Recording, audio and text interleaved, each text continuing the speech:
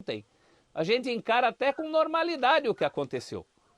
E de menção honrosa ao time do Barcelona pela maneira como ele foi para o jogo. A gente vai fazer aqui umas comparações com Palmeiras e Galo. E no ranking de coragem, né? No ranking de coragem, esse Barcelona fica bem na frente contra um Flamengo. Esse sim exige cuidados do adversário, cuidados defensivos. E o Barcelona mostrou que simplesmente dá para ter esses cuidados e dá para atacar também. Foi um jogo muito bacana, viu, William? Bacana no sentido de finalmente uma torcida participativa também. Acho que isso ajudou na simbiose Gabigol e Bruno Henrique lá. Lembrou os melhores tempos de Maracanã lotado, inclusive com Jorge Jesus, né? E tem o seguinte, viu, professor? William, professor, Breler e fã de esportes. É óbvio que aquela pressão inicial ali do Barcelona de Guayaquil, criando oportunidades, fazendo o goleiro do Flamengo, Diego Alves, a trabalhar, óbvio que isso preocupa e o ideal seria que não tivesse acontecido, só o Flamengo tivesse atacado. Mas isso faz parte da Libertadores e faz parte dos campeões da Libertadores. Você tem um grande goleiro que nos momentos difíceis te tira do sufoco, te salva de sofrer gols. Pode falar do São Vítor, pode falar do São Marcos, pode falar do São Cássio, que nunca foi chamado de São Cássio, mas foi São Cássio, do Marcelo Grohe, pode falar de vários, até do Rafael no Santos, lá no título da Libertadores de 2011. Então, quem sabe o Diego Alves também não pode virar uma grande figura nessa Libertadores. Já virou nesse jogo de ontem. Mas pode ser em Guayaquil, pode ser numa final contra o Palmeiras, contra o Galo. Mérito do Flamengo de ter um grande goleiro que, num momento decisivo como esse, aparece fechando o gol. E que o Flamengo lute para renovar o contrato dele, porque ele é um goleiraço. Aliás, esse é um ponto legal para a gente discutir aí durante esse assunto Flamengo, que é justamente Diego Alves. Tem vários personagens aí para a gente discutir. O primeiro deles, Renato Gaúcho. Vamos ouvir o treinador do Fla lá, que foi questionado sobre alguns probleminhas, mesmo com a vitória e tal. Olha a resposta dele, vamos ver. E 2-0 é uma vantagem muito grande. Muita gente acha que não, mas é uma vantagem boa para a segunda partida. Até porque, para quem não sabe, que existe gol qualificado na Libertadores. As críticas são válidas, da mesma forma que os elogios. Eu sou um treinador, já estou há muito tempo nessa profissão. Eu costumo falar que o homem lá de cima não agradou todo mundo. Não vai ser o Renato que vai agradar a todos. Rapaz. Vamos lá, ó. E o Renato Gaúcho é o treinador com mais vitórias na história da Conmebol Libertadores. Colou no Ochoa Uribe, hein? 49 vitórias. Já passou o Cubidia com 46, o Máspoli com 44 e o Carlos Bianchi com 44 também, veja só. E vai chegar a 50, hein, Renato? Vai chegar a 50, hein? Vai colar em 50. Nessa ou na próxima jogo. Libertadores, William? O Barcelona lá também. Não, nessa, porque vai vencer o Barcelona. Afinal, eu não sei o que vai acontecer, mas vai vencer o Barcelona de novo semana que vem. Barcelona vai precisar se abrir, vai precisar buscar o resultado. E aí, meu amigo, é modo kamikaze. Aí a coisa fica complicada contra esse time do Flamengo. Mas, ô Breler, eu quero te ouvir aí, porque ele falou críticas, são bem-vindas, como elogios, etc. e tudo. Eu acho que essa pergunta aí pra tela, acho que é meio óbvia. O Flamengo jogou muito mais bola que Palmeiras e Atlético. Eu não sei, vai me surpreender se alguém discordar. O Barcelona jogou mais que Palmeiras e Atlético. Exatamente, o Barcelona jogou mais que o Palmeiras e que o Atlético, sem dúvida, professor. Então acho que é por aí. Agora, o que o Renato responde ali é sobre algumas críticas, né? Com relação ao meio ali no Flamengo, os espaços, em alguns momentos uma certa desorganização, né? É justo, as críticas ali, esses detalhes, são críticas justas ou estão querendo achar pelo em ovo, Breler? William, o primeiro ponto que eu acho válido ressaltar, como o Celso já destacou, é a coragem do Barcelona. A coragem de chegar no Maracanã e nos primeiros 20 minutos querer atacar, querer fazer um gol no Flamengo.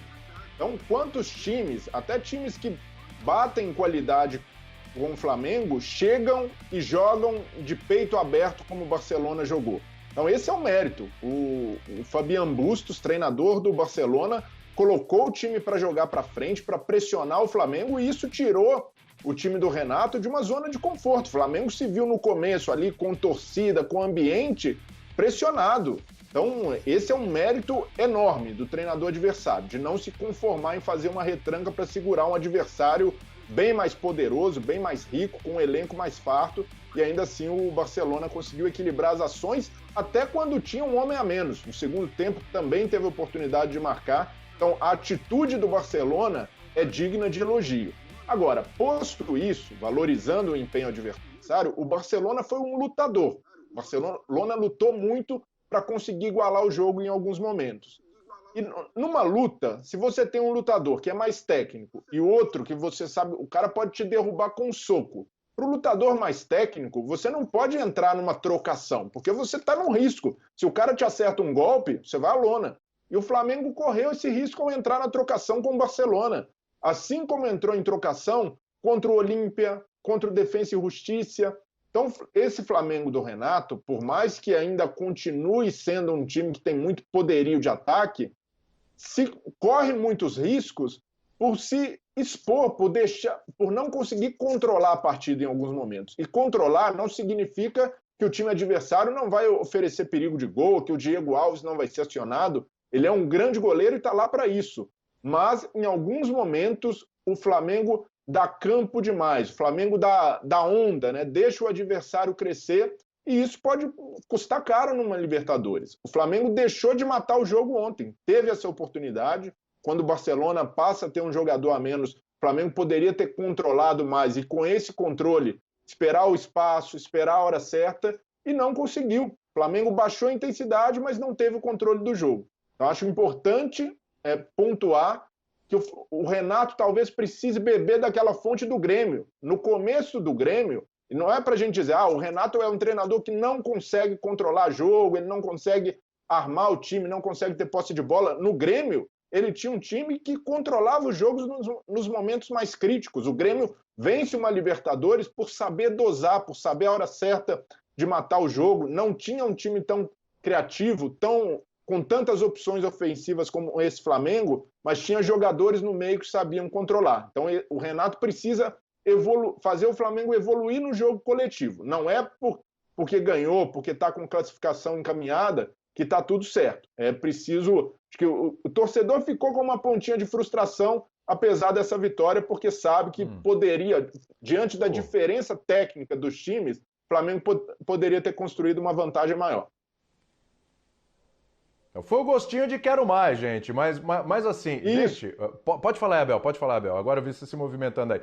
Porque eu achei o seguinte, Abel, acho assim, já classificou. Alguém duvida? Não, na boa. Abel, pode se manifestar aí o que você ia falar, mas responda, por favor. Você duvida da classificação do Flamengo? Você tem algum ponto de dúvida que o Flamengo está na final da Libertadores? E qual é esse ponto de dúvida, se é que você tem?